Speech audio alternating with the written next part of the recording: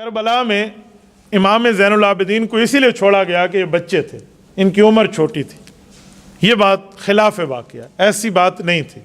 یہ بیمار تھے، عمر ان کی ماشاءاللہ کافی تھی، بلکہ ایک بچے کے والد بھی تھے۔ امام باقر ان کے بیٹے تھے جو 4 سال کے تھے اور اسی میدان کربلا میں والد کے ساتھ موجود ہیں۔ تو امام زین العابدین کی عمر اس وقت 23 سے 24 سال کے درمیان ہے۔ ان کے شہید نہ ہونے کی وجہ یہ ہے کہ یہ شدید بیمار تھے اور خیمے میں تھے، یہ وجہ، ورنہ یہ نہیں ہے کہ چھوٹے بچے تھے۔ ان کا بیٹا بھی موجود ہے، امام باقر 3 سال کا ہے۔ امام باقر کو تو حضرت حسین نے بھی اٹھایا ہے، یہ حضرت امام زین العابدین کا بیٹا ہے، حضرت حسین کا پوتا ہے۔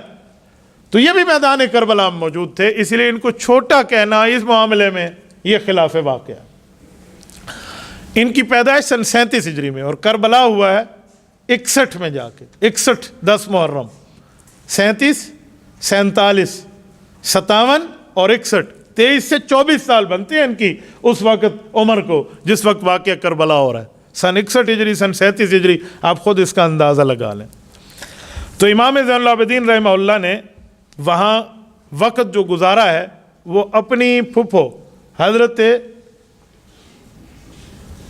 زینب کے پاس، اس خیمے میں، حضرت حسین کی بہن بیمار تھے اس لیے وہیں تھے، تو ان کو شہید نہیں کیا گیا۔ جب اس قافلے کے افراد کو پکڑ کے اس وقت کے ظالم گورنر ابن زیاد کے سامنے پیش کیا گیا تو اس کو پتہ چلا تھا کہ حضرت حسین کا ایک بیٹا علی اور ان کو بھی میدان کربلا میں شہید کیا گیا۔ تو اس سے ان نام پوچھا تو بتایا گیا علی، فرق تھا نا علی الاصغر اور علی اکبر، تو اسے فرق نہیں پتہ تھا۔ اس نے کہا علی تو قتل نہیں ہو گیا، تو خاموش رہے۔ تو جب پھر پوچھا گیا تو انہوں نے اس کی وجہ بتائی کہ نہیں اس طرح نام ہے، یہ ہے، یہ ہے، یہ ہے۔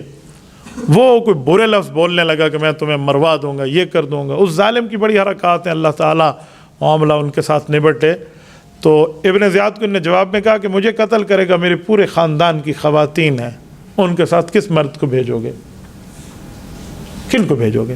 ٹھیک ہے، پھر ان کے ساتھ کسی صالح مرد کو ان کے گھر تک بھجوا دو، آؤ میں اپنا سینہ بھی پیش کرتا ہوں، میں آخری ہوں اس کربلا کی وادی میں، مجھے بھی لے لو۔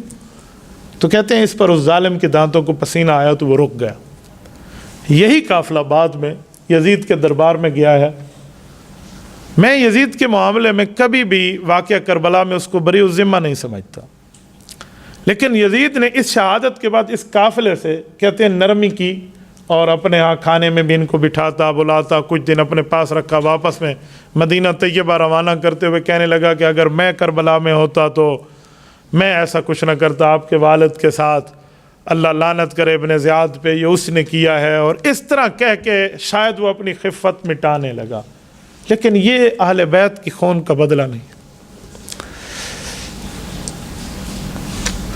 یہ بدلہ نہیں ہے، یہ صرف اور صرف سینہ زوری ہے۔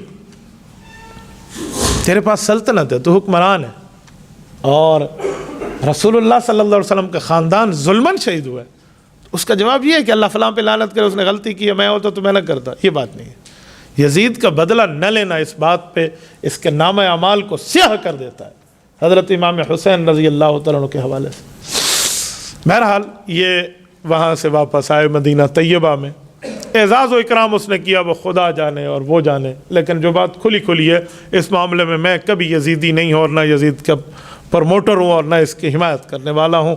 ہم کل بھی حضرت حسین رضی اللہ تعالیٰ کے ساتھ تھے اور قیامت میں بھی حضرت حسین کے ساتھ حشر چاہتے ہیں۔